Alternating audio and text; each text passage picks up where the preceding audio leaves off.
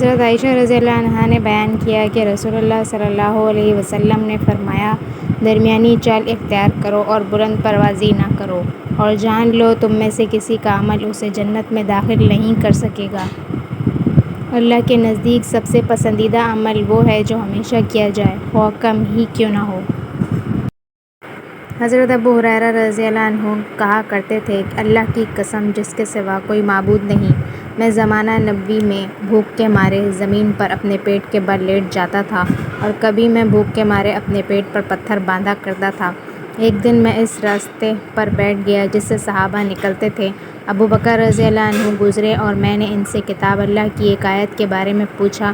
میرے پوچھنے کا مقصد صرف یہ تھا کہ وہ مجھے کچھ کھلا دیں، مگر وہ چلے گئے اور کچھ نہیں کیا۔ پھر حضرت عمر رضی اللہ عنہ میرے پاس سے گزرے۔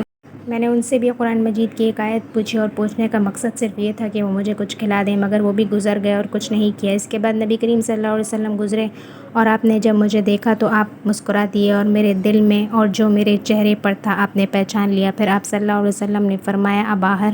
میں نے عرض کیا، لبیک یا رسول اللہ۔ فرمایا، میرے ساتھ آ جاؤ، اور آپ چلنے لگے۔ میں نبی کریم صلی اللہ علیہ وسلم کے پیچھے چل دیا۔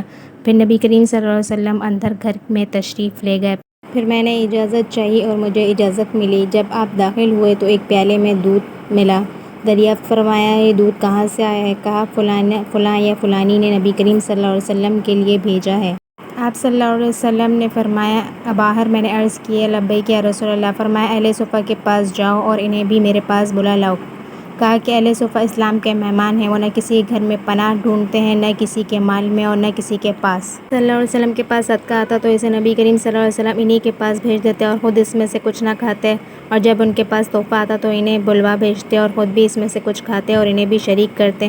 چنانچہ مجھے یہ بات ناگوار گزری اور میں نے سوچا، یہ دودھ ہے ہی کتنا کہ سارے صفہ والوں میں تقسیم ہو، اور اس کا حقدار میں تھا کہ اسے پی کر کچھ قوت حاصل کرتا۔ جب صفہ والے آئیں گے تو نبی کریم صلی اللہ علیہ وسلم مجھ سے فرمائیں گے اور میں انہیں اسے دے دوں گا، مجھے تو شاید اس دودھ میں سے کچھ بھی نہیں ملے گا، لیکن اللہ اور اس کے رسول کی حکم برداری کے سوا کوئی اور چارہ بھی نہیں تھا۔ چنانچہ میں ان کے پاس آیا اور نبی کریم صلی اللہ علیہ وسلم کی دعوت پہنچائی۔ وہ آ گئے اور اجازت چاہی، انہیں اجازت مل گئی۔ پھر وہ گھر میں اپنی اپنی جگہ بیٹھ گئے۔ نبی کریم صلی اللہ علیہ وسلم نے فرمایا، اباہر۔ میں نے عرض کیا، لبیک یا رسول اللہ۔ فرمایا، لو اور اسے ان سب حاضرین کو دے دو۔ بیان کیا کہ پھر میں نے پیالہ پکڑا اور ایک ایک کو دینے لگا۔ ایک شخص دودھ پی کر جب سیراب ہو جاتا تو مجھے پیالہ واپس کر دیتا، اور پھر دوسرے شخص کو دیتا، وہ بھی سیراب ہو کر پیتا، پھر پیالہ مجھ کو واپس کر دیتا، اور اسی طرح تیسرا پی کر پھر مجھے پیالہ واپس کر دیتا۔ اسی طرح میں نبی کریم صلی اللہ علیہ وسلم تک پہنچا۔ لوگ پی کر سیراب ہو چکے تھے۔ آخر میں نبی کریم صلی اللہ علیہ وسلم نے پیالہ پکڑا اور اپنے ہاتھ پر رکھ کر آپ صلی اللہ علیہ وسلم نے میری طرف دیکھا اور مسکرا کر فرمایا، اباہر۔ میں نے عرض کیا، لبیک یا رسول اللہ۔ فرمایا، اب میں اور تم باقی رہ گئے ہیں۔ میں نے عرض کیا، یا رسول اللہ، آپ نے سچ فرمایا۔ نبی کریم صلی اللہ علیہ وسلم نے فرمایا، بیٹھ جاؤ اور پیو۔ میں بیٹھ گیا اور میں نے دودھ پیا، اور نبی کریم صلی اللہ علیہ وسلم برابر فرماتے رہے کہ اور پیو۔ آخر مجھے کہنا پڑا، نہیں، اس ذات کی قسم جس نے آپ کو حق کے ساتھ بھیجا ہے، اب بالکل گنجائش نہیں ہے۔ نبی کریم صلی اللہ علیہ وسلم نے فرمایا، پھر مجھے دے دو۔ میں نے پیالہ نبی کریم صلی اللہ علیہ وسلم کو دے دیا۔ آپ صلی اللہ علیہ وسلم نے اللہ کی حمد بیان کی اور بسم اللہ پڑھ کر بچا ہوا خود پی گئے۔